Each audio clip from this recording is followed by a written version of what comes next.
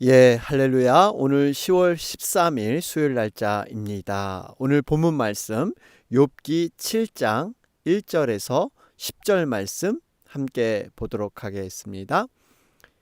이 땅에 사는 인생에게 힘든 노동이 있지 아니하겠느냐? 그의 날이 품꾼의 날과 같지 아니하겠느냐?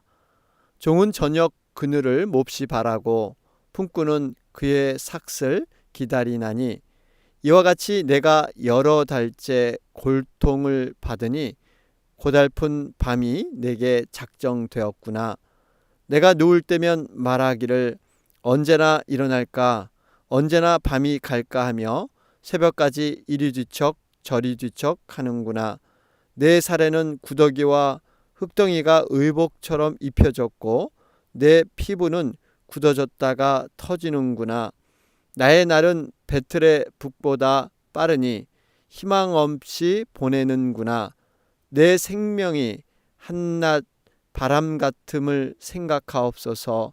나의 눈이 다시는 행복을 보지 못하리이다. 나의 본 자의 눈이 다시는 나를 보지 못할 것이고 주의 눈이 나를 향하실지라도 내가 있지 아니하리이다. 구름이 사라져 없어짐 같이 스올로 내려가는 자는 다시 올라오지 못할 것이오니 그는 다시 자기 집으로 돌아가지 못하겠고 자기 처소도 다시 그를 알지 못하리이다. 아멘. 예, 우리가 지금 살펴보는 7장, 6장과 7장은요, 무엇보다도 엘리바스가 1차 변론을 하게 되었죠. 거기에 대한 욥의 반박과 기도를 다루는 것이 6장과 7장의 내용입니다. 욥의 친구들의 무기력한 말에 대한 비난과 자기 의를 주장하는 그러한 보도를 우리 앞에 부분을 살펴봤는데요. 욥은 계속 이어서 인생의 고달픔과 자신의 인생의 소망 없음을 탄식하면서 지금 이러한 말씀을 고백하고 있습니다. 자, 오늘 말씀 구체적으로 살펴보면요. 우리 1절 말씀을 보니까 이 땅에 사는 인생에게 힘든 노동이 있지 아니하겠느냐? 그의 날이 품꾼의 날과 같지 아니하겠느냐? 그러면서 2절에 종은 저녁 그늘을 몹시 바라고 품꾼은 그의 삭슬 기다리나니. 여러분, 희망이 사라지게 되면요, 삶의 의미도 없어지고 목적도 희미해집니다. 욥은 어떻게 보면 인간의 실생활에 대해서 탄식을 앞에서 고백한 후에 그 탄식이 일반적인 사람의 모습이 아니라 지금 내가 처한 상황, 나에게 이러한 모든 탄식이 적용된다, 이렇게 얘기를 하고 있죠. 그러면서 욥은 인생을 두 가지의 모습을 비유를 했습니다. 힘든 노동이다, 품꾼의 날과 같다. 여러분, 결국 인간은 종이나 품꾼으로 묘사한 것이죠. 여러분, 종과 품꾼은 어떤 사람입니까? 그저 이 종은 저녁에 휴식, 하루 종일 열심히 주인이 시키는 대로 일을 하고 저녁에 쉬는 시간, 그 시간을 사모하게 됩니다. 또 품꾼은 무엇보다도 이 돈을 받고 일을 하기 때문에 돈을 받는 바로 그 월급날을 기다리면서 살아가는 것이 보통의 모습이죠. 지금 이러한 종과 품꾼보다 못한, 어떻게 보면 인생의 가장 소박한 그러한 것도 누리지 못하는 그러한 인생의 모습이다 하는 것을 그는 고백하고 있습니다. 그래서 그는 인생에 해당하는, 여러분, 히브리어가 에노시라는 것인데요, 인생은 아주 연약한 존재라는 것을 의미하고 있습니다. 여러분, 이 아담이란 뜻, 흙으로 만든 사람, 이런 의미가 있죠. 여러분, 흙으로 만들어진 사람의 존재, 얼마나 연약한 모습입니까? 이러한 인간, 어떻게 보면은 사실 하나님께서 생기를 불어넣으셔서 생명이 된 이러한 하나님의 자녀가 참 값진 인생이고 의미 있는 인생인데, 이것이 없이는 인간은 그 실제적인 깊은 내면을 보면 바로 연약한 존재라는 것입니다. 여러분, 사도 바울이 이런 고백을 하지 않았습니까? 정말 사도 바울은 질그릇에 같은 자신의 인생을 비유하면서 보배를 가짐으로 해서 내가 강하게 되었다. 결국 이 보배가 없는 모습은 질그릇, 아무런 힘이 없고 연약한 존재가 자신의 인생이다 하는 것이 바울의 고백이었습니다. 여러분, 우리가 연약함을 깨달았을 때, 죄인됨을 알았을 때 진정으로 예수님을 인정하게 되고 예수님을 만나게 되는 것이죠.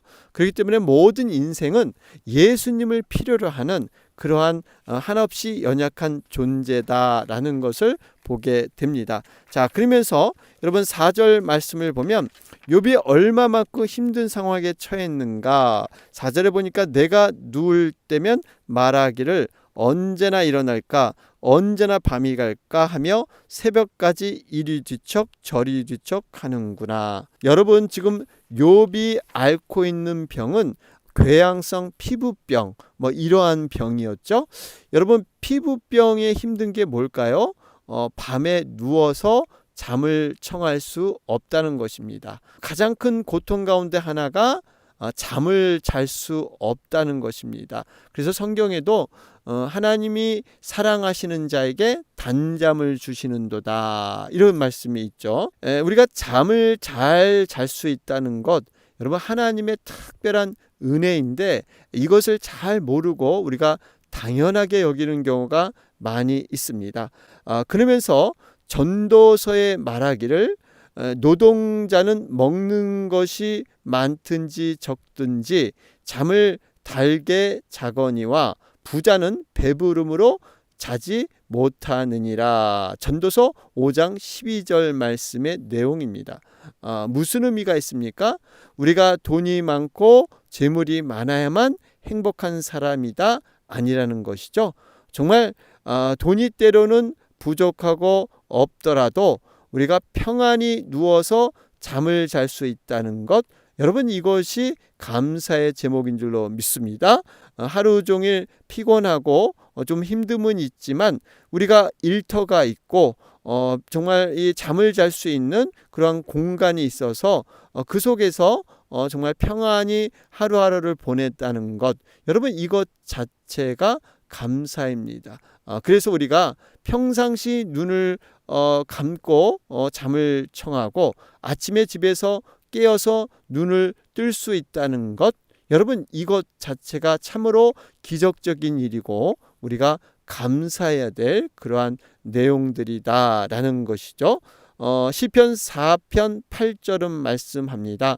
내가 평안히 눕고 자기도 하리니 나를 안전히 거하게 하시는 이는 오직 여호와시니이다. 여러분, 우리가 눕고 잔다는 것, 이것 자체가 참 우리에게 축복된 삶이다라는 거 다시 한번 확인하게 됩니다. 자, 그러면서 5절 말씀을 보면 욥이 얼마나 그 심한 고통 가운데 거했는가.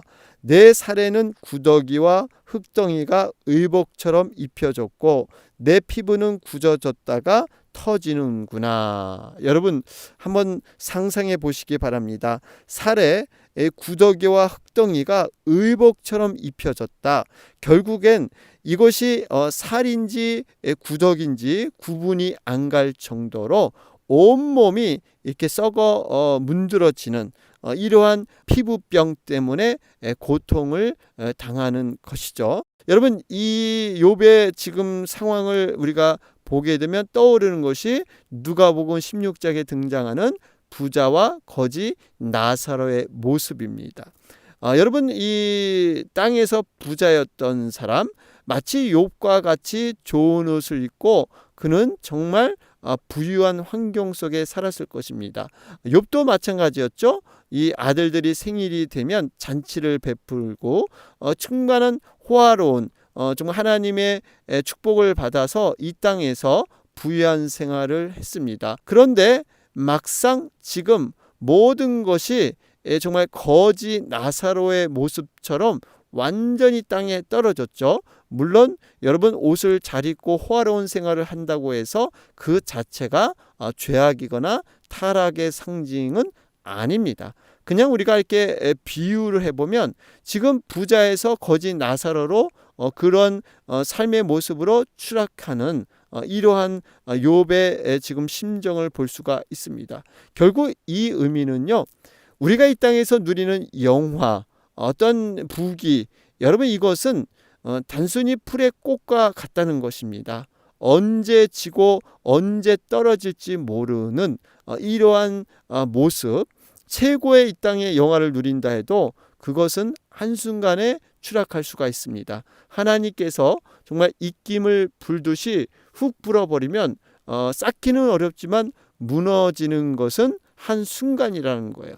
그렇기 때문에 우리가 이 땅에서 누리는 부귀 영화는요, 지극히 허무한 것이고 잠깐의 것이다 라는 것을 우리가 인식하고 살 때 정말 제대로 된 그런 인생의 의미를 우리는 추구하고 살 수 있다라는 것을 볼 수가 있습니다. 그러면서 6절 말씀을 보면 나의 날은 배틀의 북보다 빠르니 희망 없이 보내는 구나 그러죠. 여러분 나의 날, 그러니까 인생의 시간이 배틀의 북보다 빠르다. 그러니까 얼마나 시간이 빨리 지나가는지 이제는 그 빠른 시간 속에 어떠한 소망과 희망은 보이지 않고 오로지 죽음만이 나를 기다릴 뿐이다. 이것 자체가 무의미한 그러한 삶이다. 이렇게 표현하고 있죠. 모세는 말하기를 인생을 잠깐 자는 것이다. 아침에 돋는 풀과 또 날아가는 화살, 여기에 비유하면서 그 빠름을 시편 90편에서 고백을 했습니다. 여러분 이 시간이라는 것은 참 알다가도 모르는 것이죠.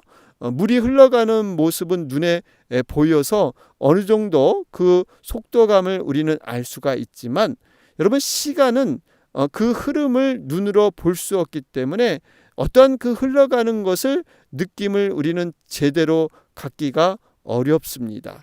욥은 인생을 정말 빨리 흐르는 배틀의 북과 같다 이렇게 그는 적용하고 있죠. 우리가 어렸을 때 이 어머니들이 재봉틀에서 어떤 재봉 일을 하다 보면요, 재봉 작업을 할 때 그 위에다 걸어놓은 실패라는 것이 있죠.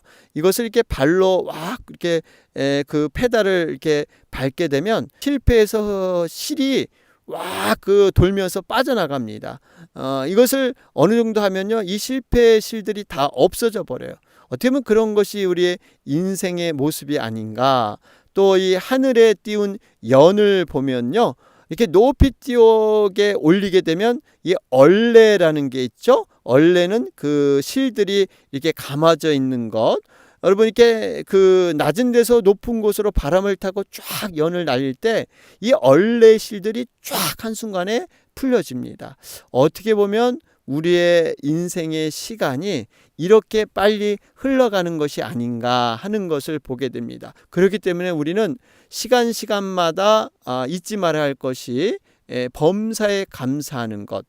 지금의 시간은 흘러가면 다시 돌아오지 않는다는 것입니다. 그러면서 이 시간을 어떻게 하면 지혜롭게 사용할 것인가? 여러분 모든 사람에게 하나님은 공평한 24시간을 주셨습니다.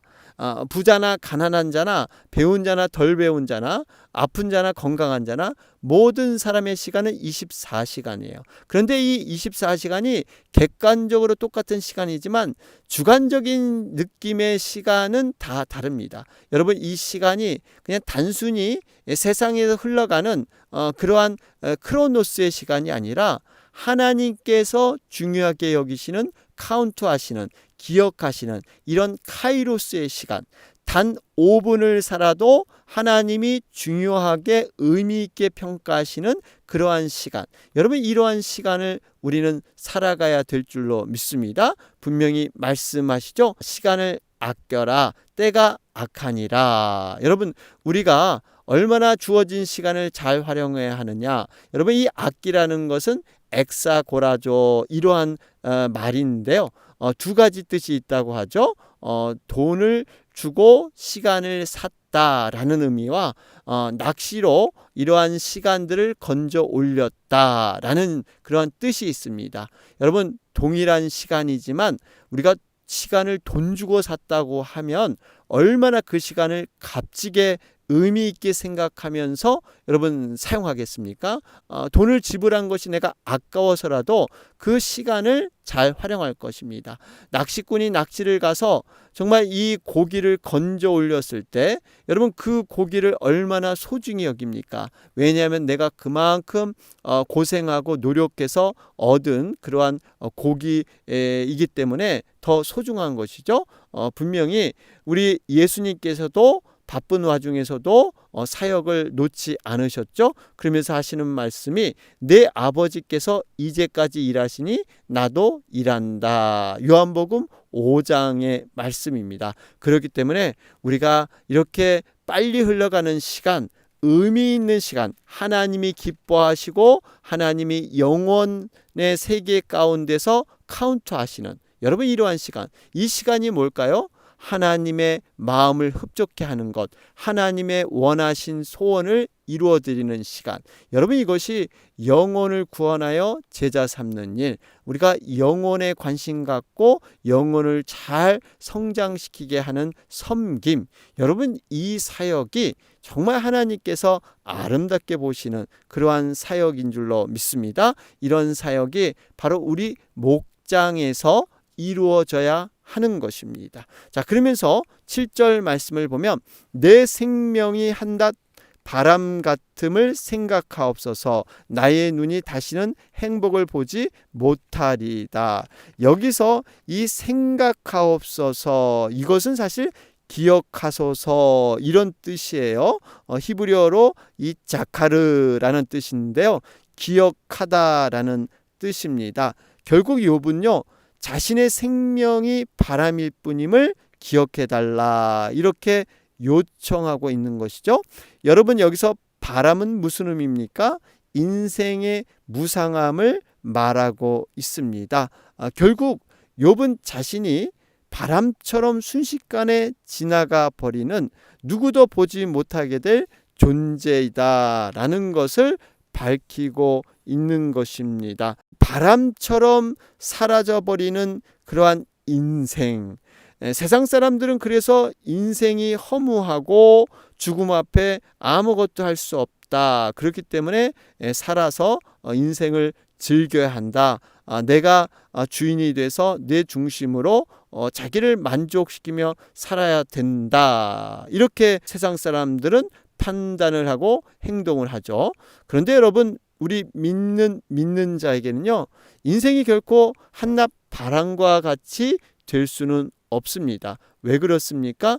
우리는 죽음이 끝이 아니라 죽음 이후에 영원한 세상을 우리는 경험하게 될 것이기 때문입니다. 분명히 우리는 죽음 이후에 부활을 경험하게 됩니다. 부활을 통해서 이 내세와 영원한 세상에서 우리 주님과 함께 같이 영원을 이렇게 누리게 되는 것이죠. 그렇기 때문에 여러분 우리의 인생의 궁극적인 목표는 이 땅에서 모든 것이 끝나지 않는다는 거예요. 항상 하나님의 나라 영생을 기억하면서 우리 모든 이 땅의 인생의 목적이 영원한 하나님의 나라를 기준 삼아서 그것을 근거로 해서 우리는 살아가는 것. 여러분 이것이 바로 크리스찬의 모습이 돼야 될 줄로 믿습니다. 자, 그러면서 8절 말씀을 보시면 나를 본 자의 눈이 다시는 나를 보지 못할 것이고 주의 눈이 항상 향하실지라도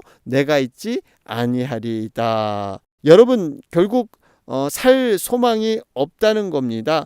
욥은 자기 생명에 관해서 어떤 위기의식을 가지고 있었는지를 알 수 있는 것이죠. 결국 자기 앞에 죽음이 임박해 있다. 그래서 하나님께서 당장 손을 쓰지 않으면 영혼이 회복되지 못할 그러한 절제절명의 위기에 처해 있다. 이렇게 고백을 하고 있습니다.